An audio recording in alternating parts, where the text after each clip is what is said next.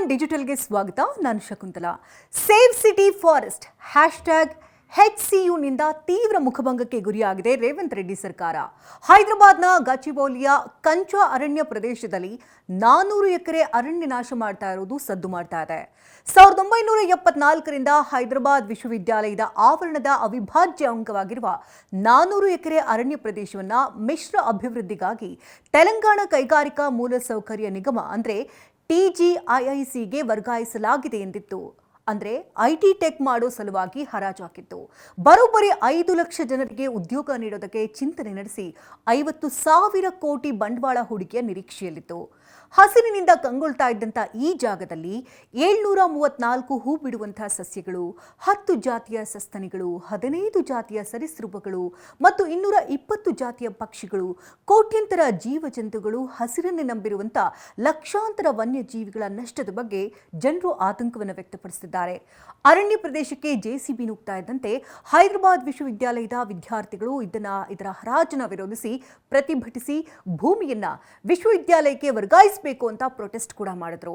ಕೆಲವರನ್ನ ಅನಗತ್ಯವಾಗಿ ಬಂಧಿಸಲಾಯಿತು. ಈ ಮಧ್ಯೆ JCB ಕಂಚಾ ಅರಣ್ಯ ಪ್ರವೇಶಿಸುತ್ತಿದ್ದಂತೆ ಒಂದೊಂದೇ ಪ್ರಾಣಿಗಳು ದಿಕ್ಕಾಪಾಲಾದವು. ನವಿಲುಗಳ ಆರ್ತನಾದ ಎಂಥವರ ಕಲ್ಲು ಹೃದಯವನ್ನ ಕರಗಿಸುವಂತಿತ್ತು. ಜಿಂಕೆ, ಮೊಲ, ಪಕ್ಷಿಗಳು ತಮ್ಮ ಮನೆ ಯಾರೋ ಕೊಳ್ಳಿ ಇಡ್ತಿದ್ದಾರಲ್ಲ ಅಂತ ದಿಕ್ಕಾಪಾಲಾಗಿ ಇತ್ತಿಂದತ್ತ ಓಡ್ತಾ ಇದ್ದದ್ದು ಪ್ರಾಣಿ ಪ್ರಿಯರ ಕಣ್ಣಿನಲ್ಲಿ ನೀರು ಜಿನುಕುವಂತೆ ಮಾಡಿತು. ಶತಮಾನಗಳಷ್ಟು ಹಳೆಯ ಮರಗಳಿಗೆ ನೆಲೆಯಾಗಿದ್ದಂಥ ಪ್ರದೇಶ ಒಂದೊಂದೇ ಕೊಡಲಿ ಪೆಟ್ಟಿಗೆ ನಲುಗಿದಂಥ ಕಂಚಾ ಕಾಡು ಮೂಕ ರೋಧಿನಿಯ ಅನುಭವಿಸುತ್ತದೆ. ಇತ್ತ ನಟ ಪ್ರಕಾಶ್ ರಾಜ್ ಟ್ವೀಟ್ ಕೂಡ ಮಾಡಿದ್ದು, ಇಲ್ಲಾಗ್ತಾ ಇರುವಂತಹ ಅನ್ಯಾಯವನ್ನ ಸಹಿಸೋಕಾಗ್ತಿಲ್ಲ. ಅದೆಷ್ಟು ಮೂಕ ಜೀವಿಗಳ ನೆಲೆ ಇಲ್ಲವಾಯಿತು. ನಾನು ವಿದ್ಯಾರ್ಥಿಗಳ ಬೆನ್ನಿಗೆ ನಿಲ್ತೇನೆ ಎಂದಿದ್ದಾರೆ. ಬಾಲಿವುಡ್ ಸೆಲೆಬ್ರಿಟಿ ರವೀನಾ ಟಂಡನ್ ಈ ಪ್ರಸ್ತಾವಿತ ಯೋಜನೆಯ ವಿರುದ್ಧ ಧ್ವನಿ ಎತ್ತಿ ಟ್ವೀಟ್ ಮಾಡಿ ಆಕ್ರೋಶ ವ್ಯಕ್ತಪಡಿಸಿದ್ದಾರೆ. ಇನ್ನು Congress supporter YouTube star ಧ್ರುವರಾಟಿ Rahul ಗಾಂಧಿಗೆ ಟ್ವಿಟರ್ನಲ್ಲಿ ಪ್ರಶ್ನೆ ಮಾಡಿದ್ದು, ಇದು ಅನ್ಅಕ್ಸೆಪ್ಟಬಲ್, ತಕ್ಷಣವೇ ಈ ಮಾರಣ ಹೋಮವನ್ನು ನಿಲ್ಲಿಸಬೇಕು ಅಂತ ಒತ್ತಾಯಿಸಿದ್ದಾರೆ. ಮುಖ್ಯಮಂತ್ರಿ ರೇವಂತ್ ರೆಡ್ಡಿ ಇದು ರಾಜಕೀಯ ಪ್ರೇರಿತ ಪ್ರತಿಭಟನೆ ಅಂತ ವಿಪಕ್ಷಗಳತ್ತ ಬೊಟ್ಟು ಮಾಡಿದ್ದಾರೆ.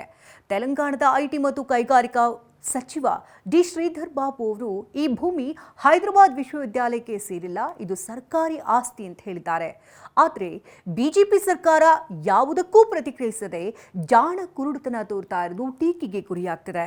ಇನ್ನು ಕಂಚಾ ಗಚಿಬೌಲಿಯನ್ನ ರಾಷ್ಟ್ರೀಯ ಉದ್ಯಾನವನೆಂದು ಘೋಷಿಸಲು ಸಾರ್ವಜನಿಕ ಹಿತಾಸಕ್ತಿ ಅರ್ಜಿಯನ್ನು ಸಲ್ಲಿಸಲಾಗಿದೆ. ಏಪ್ರಿಲ್ 7ರಂದು ಮುಂದಿನ ನ್ಯಾಯಾಲಯದ ವಿಚಾರಣೆಗೆ ಕಾಯದೆ ಭೂಮಿಯನ್ನ ಗುರುತಿಸುವ ಮೊದಲು ಸರ್ಕಾರವು ಕೆಲಸವನ್ನ ಪ್ರಾರಂಭಿಸಿರುವುದು ಎಷ್ಟು ಮಟ್ಟಿಗೆ ಸರಿ? ಕಾನೂನಿನ ಭಯವೂ ಇವರಿಗಿಲ್ವಾ ಅಂತ ವಿದ್ಯಾರ್ಥಿಗಳು ಕಿಡಿಕಾರ್ತಿದ್ದಾರೆ.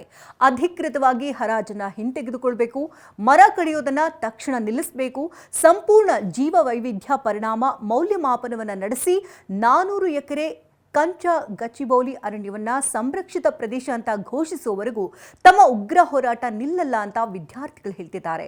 ಈ ಮಧ್ಯೆ ಸಂಶೋಧಕ ಅರುಣ್ ವಾಸಿರೆಡ್ಡಿ ಕಂಚಾ ಗಚಿಬೌಲಿಯ ಪರಿಸರ ಪರಂಪರೆ ವರದಿಯ ಪ್ರಕಾರ ಅರಣ್ಯವನ್ನ ತೆರವುಗೊಳಿಸಿದ್ರೆ ಈ ಪ್ರದೇಶದ ತಾಪಮಾನ 1 ರಿಂದ 4 ಡಿಗ್ರಿ ಸೆಲ್ಸಿಯಸ್ಗೆ ಹೆಚ್ಚಾಗುತ್ತೆ ಅಂತ ಎಚ್ಚರಿಕೆ ಕೊಟ್ಟಿದ್ದಾರೆ. ಆದಷ್ಟು ಬೇಗ ಮೂಕ ಪ್ರಾಣಿಗಳ ರೋಧನೆಗೆ ಗೆಲುವು ಸಿಗಲಿ ಎನ್ನುವುದೇ ನಮ್ಮ ಆಶಯ. ಇದುವೇ ಹೊತ್ತಿನ ವಿಶೇಷ. ನಿರಂತರ ಸುದ್ದಿಗಾಗಿ ನೋಡ್ತಾ ಇರಿ ಟಿವಿ9.